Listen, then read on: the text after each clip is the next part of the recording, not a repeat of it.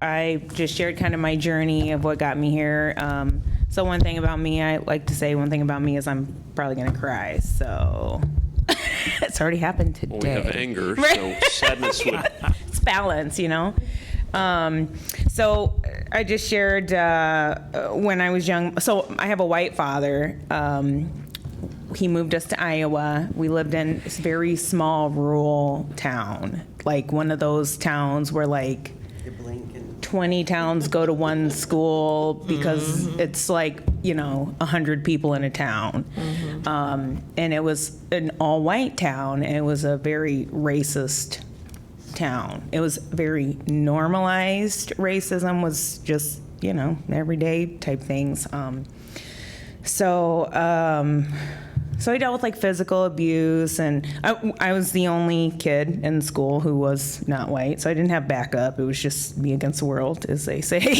So I'm young and I don't understand what's going on. I don't know why everyone hates me, and people are yelling, "Go back to where you came from," as me and my mom were walking in the store. And so my fight is literally born in racism. So I got out of that town as soon as I turned 18, as you can imagine. I was getting the hell out of there. I came to Iowa City, and I found myself in the Black community here.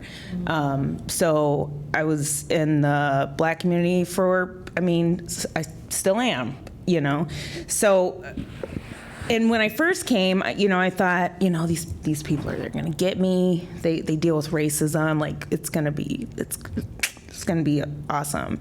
But what I found was the people that I were interacting with, they didn't experience it the same way that I had. A lot of those folks had grown up around all Black folks, so they weren't getting beat on and told to go back to where they came from and all that stuff. They were dealing with racism in a more systemic way. So now my eyes are being opened to a whole nother world. So now I'm seeing, this happening. On top of that, I'm an inquisitive person by nature. I always want to know why. Why are they doing this? Why is this happening? Where is this coming from? So I am reading everything I can. So starting at like 12, literally, I'm reading stuff because now I'm starting to get older and understand why is everyone being mean to me? What is this racism thing? Where is this coming from? So I'm just learning as much, and still am. Wow, I'm not a spring chicken. I've been learning for a long time, and there's still so much to learn. That's how big this problem is. And then I've also been super blessed to somehow manage to be around lots of groups of folks. So, I've worked with folks with disabilities. I got to see kind of that world. I've worked with, immigrants and seen that world, heard their stories. So I've just been so blessed to be enriched with lots of different communities and their struggles and their lives.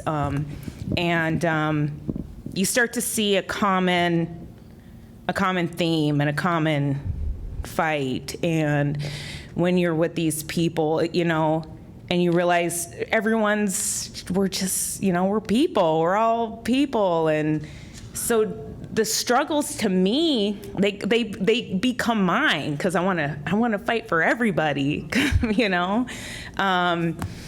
but it gets really heavy. It's so heavy. And then you're seeing it on the news every day, and you see it in real life every day. And it was really eating me up. I had to act. So I was looking for avenues. I had no idea what to do. None of my friends were activists. I'm going to protest by myself for years, literally by myself, like holding my little sign or whatever, marching or whatever. And then I ran into Sakowis, who opened lots of doors, and that's a lady to know to get you places. So she opened doors for me and helped me tremendously to be able to work this energy out in a way that hopefully I can help or, do something rather than just sit at home making Facebook posts and letting it eat me up. So that's how I ended up here. There's so much value in the lived experience that you've had as it relates to this work. And I just honor that. And I'm told you didn't cry, which is not, you can cry as much as you want to.